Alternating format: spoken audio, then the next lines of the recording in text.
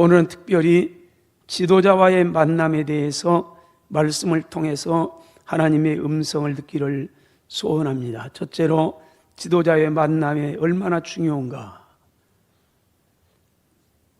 여러분들 운동 가운데 어느 운동을 좋아합니까? 나는 운동을 좋아하는 것도 없어. 그런 사람이 있어요. 나는 드라마가 좋지. 저는 운동 가운데 축구를 좋아해요. 운동을 싫어하는 건 거의 없어요. 근데 잘은 못해요. 근데 그 가운데 축구를 좋아해요. 축구 하면 누구예요? 손흥민이에요. 나는 손흥민 보면은 기분이 좋아요. 하여튼 손흥민이 골 넣었다? 하여튼 기분이 좋아요. 그래서 막 새벽에 때는 손흥민이 봐요. 손흥민 보고 잡아갖고.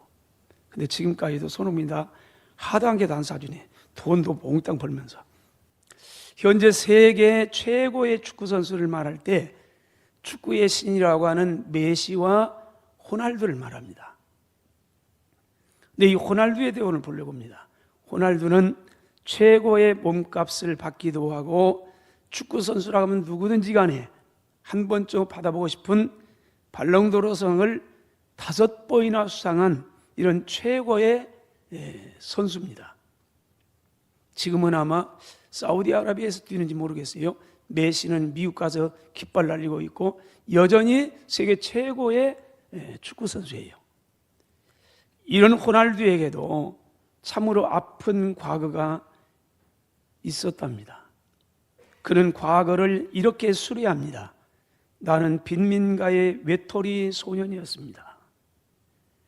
어릴 적부터 가난이 너무너무 싫어서 가난을 벗어보려고 그렇게 몸부림쳤는데 이 가난이 나를 집어삼켰습니다.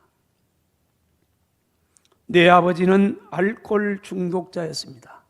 내 형은 마약 중독자였고 매일매일 마약에 취해서 그렇게 살았습니다. 그러던 그가 축구를 시작하게 됩니다. 그러다 금방 뜬 게 아니었어요.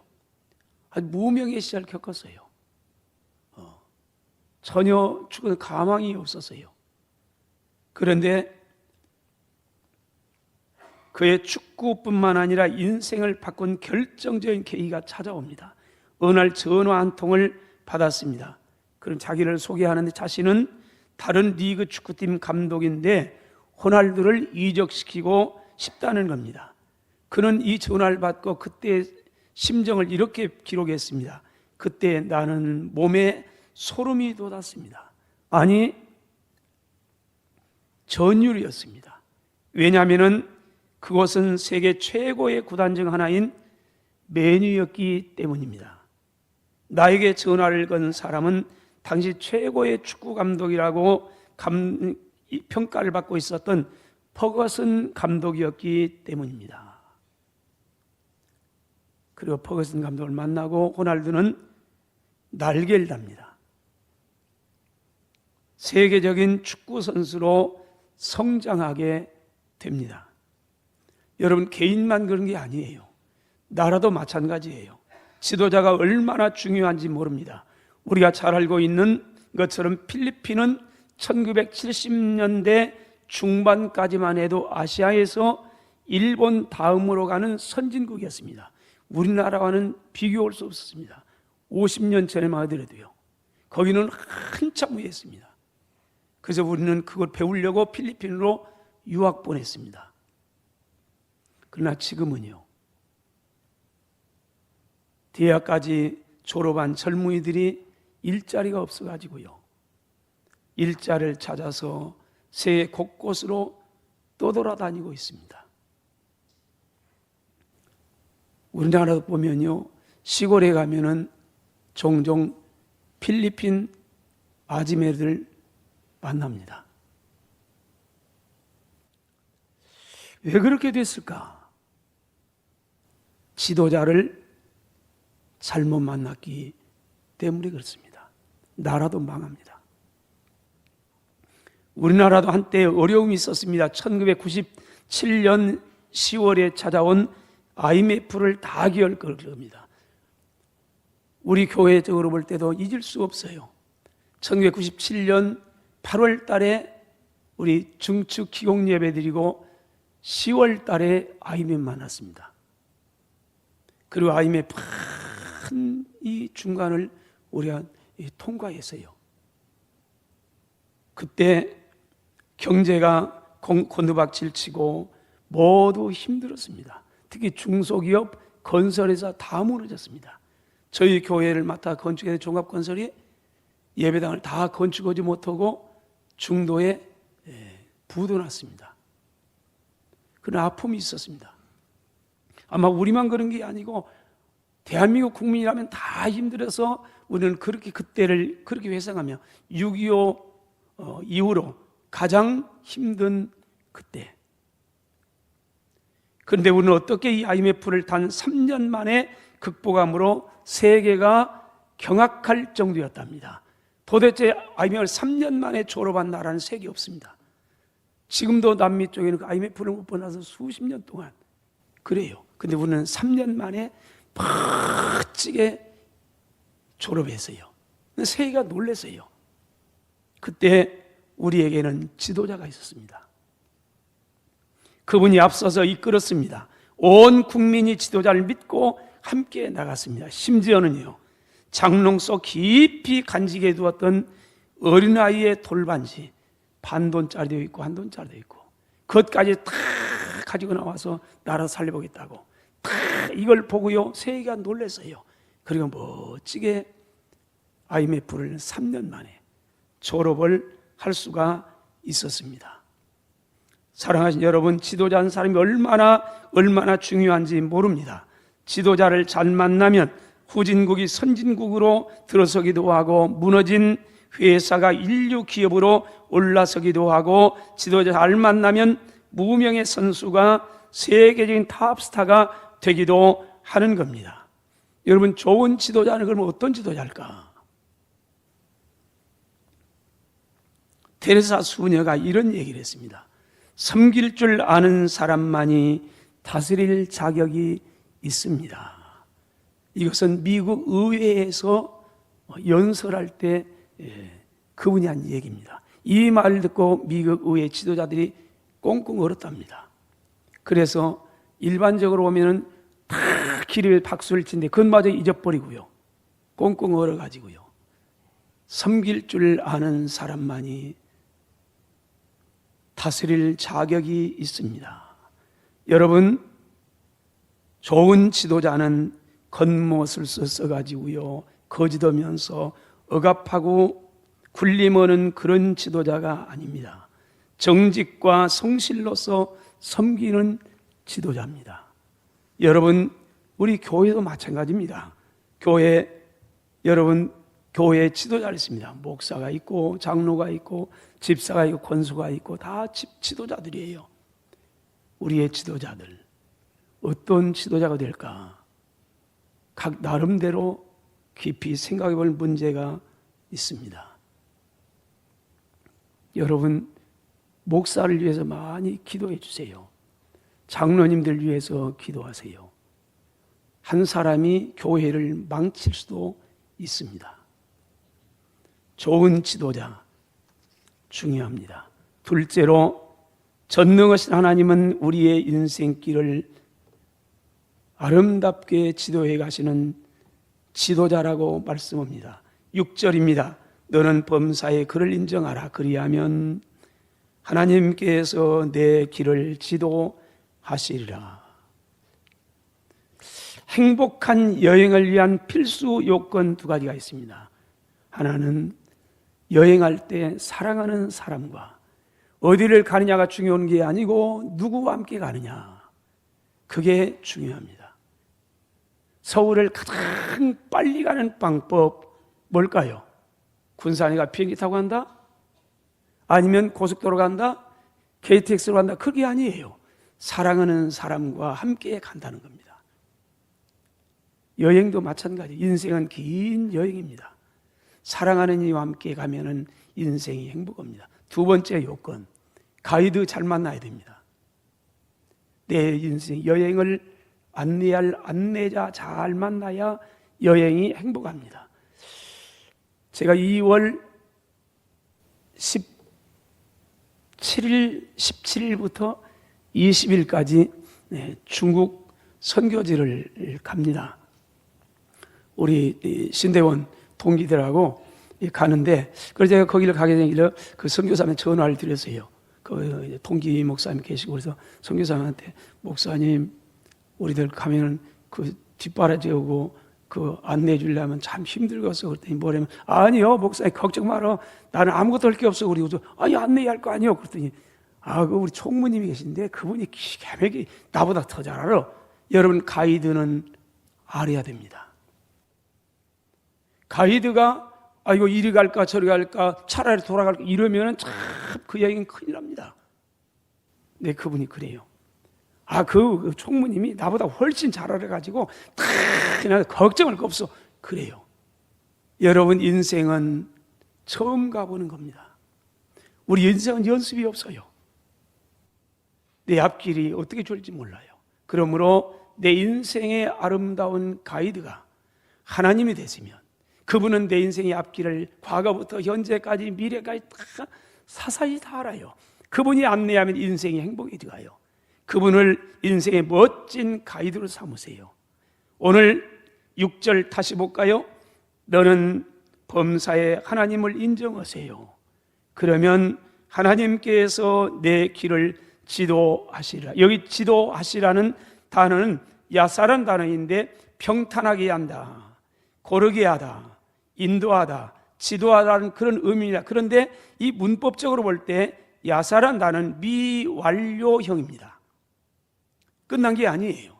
하나님이 우리 한 번만 딱 평탄하게 하고 힘들 때 고르게 하고 끝난 게 아니고 계속이에요. 계속이에요. 우리가 하나님 나라 갈 때까지 우리를 친히 앞서 계속 야사를 하시는 그 하나님, 평탄하게 하고 고르게 하고 인도하고 지도하시는 그 하나님, 끝까지 계속해서요. 사람은 한 번, 두 번 하다 세 번만 돼도 얼굴색 변해가요. 근데 우리 하나님은 그러지 않아요. 끝까지. 이사야 45장 13절에서는 이 야사라는 단어를 이렇게 번역했습니다. 내가 공의로 그를 일으킨지라 그의 모든 길을 곧게 하리라. 여기는 곧게 한다, 그렇게 번역했습니다. 하나님께서 우리의 모든 길을 곧게 한다. 하나님께서 모든 길을 곧게 한다. 저와 여러분들의 굽은 길을 곧게 하시는 하나님이신 줄로 믿습니다. 역대하 32장 30절에서는 이렇게 번역했습니다. 이 히스기야가 또 기온의 윕샘물을 막아 그 아래로부터 다윗성 서쪽으로 곧게 끌어들였으니, 여기 끌어들였다, 이 단어를 개역성경에서는 곧게 인도하였으니, 여기 인도했다, 끌어들였다, 지도했다, 고르게 했다, 이제 그런 뜻입니다. 전능하신 하나님께서 우리의 지도자가 되셔서 우리의 인생길의 때로 태산이 우리 앞길을 가로막으면 골짜기는 메우고요, 태산은 허물어뜨리심으로 평탄하게 하고 고르게 하고 인도하여 주신다는 약속입니다. 이사 45장에 보면요, 하나님께서는 자기 백성들을 바벨론 포로에서 구원해서 그 구원에 내기 위해서 고레스라는 왕을 세우고 그 고레스에게 내가 어떻게 은혜를 베풀을 걸 예언했는데, 고레스가 태어나기 전 약 200년 전에 예언을 해요. 이름까지 지어가지고요. 그 200년 후에 고레스가 태어나서 이 예언대로 이스라엘 백성을 회복시켜서 예루살렘으로 돌아오게 만드는데요, 이렇게 약속을 합니다. 1절로 3절에 여호와께서 그의 기름 부음을 받은 고레스에게 이같이 말씀하시되, 아직 고레스는 태어나지도 않았습니다. 200년 전에 예언을 해요, 이사야가. 그런 말합니다. 뭐라고요? 내가 고레스의 오른손을 붙들고 그 고레스 앞에서 열국을 항복하게 하며, 또 내가 왕들의 허를 풀어서 그 앞에 문들을 활짝 열고 성문들이 닫히지 못하게 할 것이라. 내가 고레스보다 앞서가서서 험한 곳을 평탄하게 하며 논문을 쳐서 부수며 쇠빗장을 꺾고 내게 흑암 중에 보화와 은밀한 것 숨은 재물을 주어 내 이름을 부르는 자가 바로 나 여호와 이스라엘의 하나님인 줄을 내게 알게 하리라. 여러분, 앞으로 이 200년 후에 이 고레스라는 사람을 하나님께서 보내가지고 고레스 앞에 가면서 큰 산이 막으니까 큰 산을 허물어뜨려가지고 평지가 되게 하고, 그래서 험한 곳을 평탄하게 하고, 논문이 목망다 가로막으면은요 논문을 쳐서 부수고 쇠빗장을 꺾고, 다 하나님께서 앞서가시면서 전부 이렇게 하신다고 약속합니다. 그리고 그 약속대로 하나님은 고레스를 200년에 보내고, 이스라엘 백성은 고레스로 하여금 바벨론 나라를 무너뜨리게 하고, 그 앞길을 가로막는 거 다 쳐서 부서뜨리고,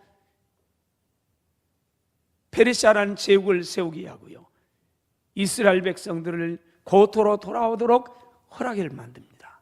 이 약속을 이루어갑니다. 하나님께서 앞서가시면서 다 인도하고 고르게 하고 평탄하게 하고요, 인도하고 지도하시는 그 하나님.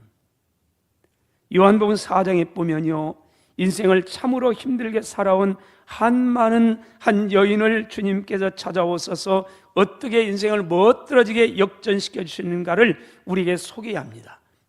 이 여인은 인생의 행복을 찾아서 별별 일을 다 해보았습니다. 어쩌면 우리의 모습입니다.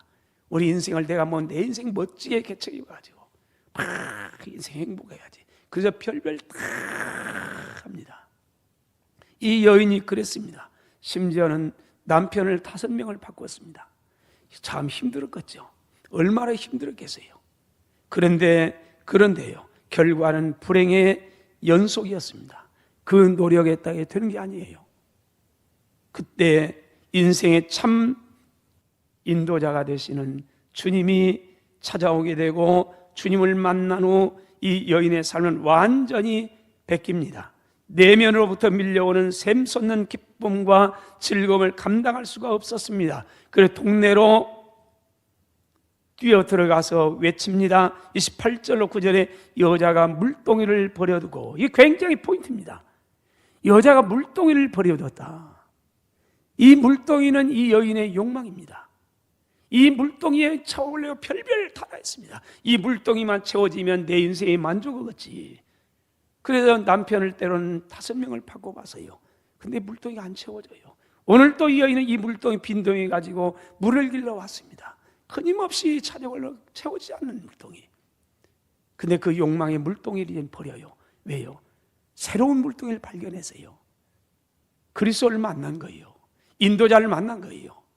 그렇게 채워보려고 몸부림에 채우지 않았는데, 이분을 만남으로 말미암아 인생이 확 뒤집어집니다. 그래서 그래서 이 여인은 이 물동이를 버려두고, 저와 여러분에게도 물동이가 있습니다.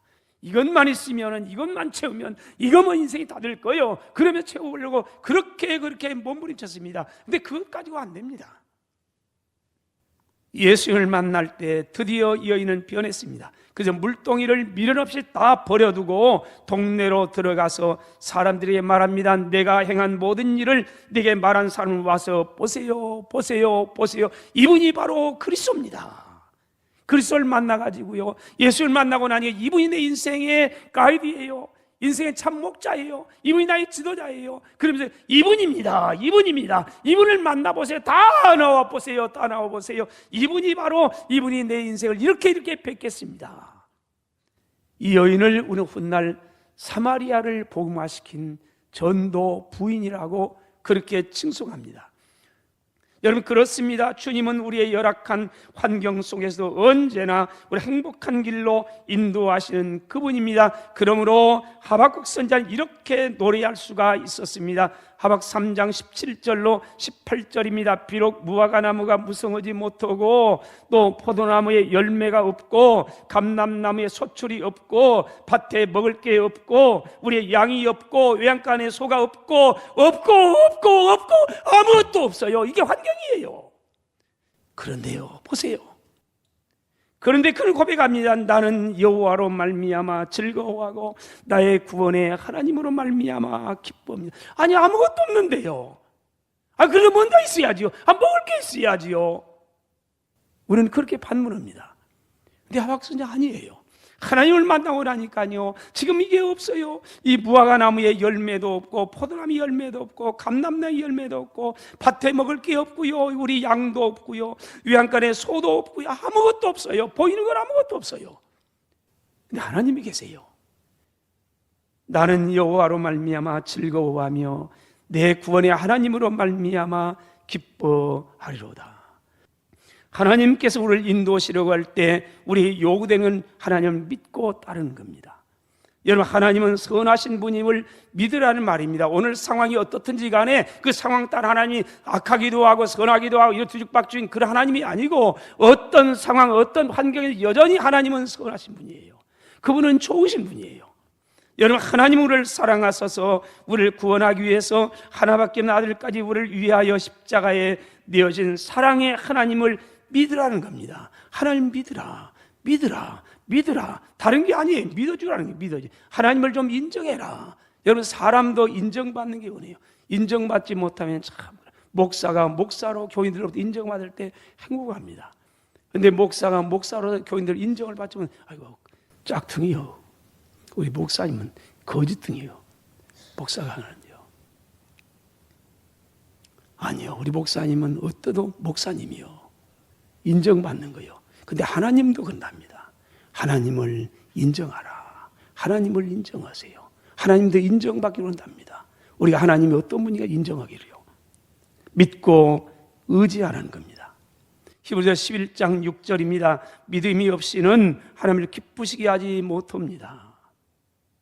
하나님께 나가는 사람은 반드시 그가 살아계신 것과 오늘도 그분이 내 앞에 계신 것과 오늘도 그분을 예배하는데 그분이 여기 계신다는 거예요. 내가 거짓말 치는데 거기 여전히 계세요. 두 눈을 부릅뜨고 계세요. 그가 살아계신 걸 믿으세요. 이게 믿음입니다. 또한 그가 자기를 찾는 사람들에게 상 주시는 이심을 믿어야 할지니라. 믿으래요. 여러분, 믿음이에요. 믿음. 여러분, 목사 잘못 만나서 불행하게 신앙생활 사람도 있습니다. 목사 잘 만나서 행복한 신앙생활 사람도 있습니다. 2025년도입니다. 하나님을 잘 믿으세요. 너무 거창한 일을 하려고 말고 그냥 믿어주세요. 하나님이 그래요. 나 믿어달라. 나 인정해라. 내가 너에게 인정받고 싶다. 하나님 걸 인정받고 살아계신 걸 인정받고 널 사랑했던 걸 인정받고, 오늘도 저와 여러분들로부터 하나님은 인정받기를 원하십니다. 다음으로 하나님을 인정한다는 말은 전능하신 하나님께서 인도하실 때 순종한다는 의미입니다. 코치가 선수를 지도하는데 순종하지 아니하고 제 고집대로 제 마음대로면 결코 훌륭한 선수가 될 수가 없습니다. 목자가 양을 푸른 초장으로 쉴만한 물가로 인도하려고 하는데 순종하지 아니하면 결코 만족한 양의 삶은 이루어질 수 없습니다. 전능하신 하나님께서 저와 여러분을 우리를 푸른 초장으로 쉴만한 물가로 인도하려고 하는데 믿지 못하고 불순종하면 결코 풍성한 인생을 살아갈 수가 없습니다. 전능하신 하나님께서 우리를 지도하고 인도할 때 내 생각이 안 들어도, 내 마음이 안 들어도, 내 경험상 맞지 않아도, 때로는 힘든 가시밭길지 몰라도 아멘 하면서 순종해 가면 그때 우리의 삶은 멋지게 고백할 수 있습니다. 여호와는 나의 목자가 되시니, 그분이 나를 인도하시니, 그분이 나의 인생의 가이드가 되시니 나는 부족함이 없습니다. 왜요? 그분이 나를 푸른 풀밭에 눕게도 하고 그분이 나를 잔잔한 물가로 인도하기 때문입니다. 사랑하신 여러분, 2025년도 한 해도 선한 목자가 되시며 인도자가 되시는 그분을 믿고 순종함으로 풍성한 은혜의 삶이 되시기를 주의 이름으로 축원합니다.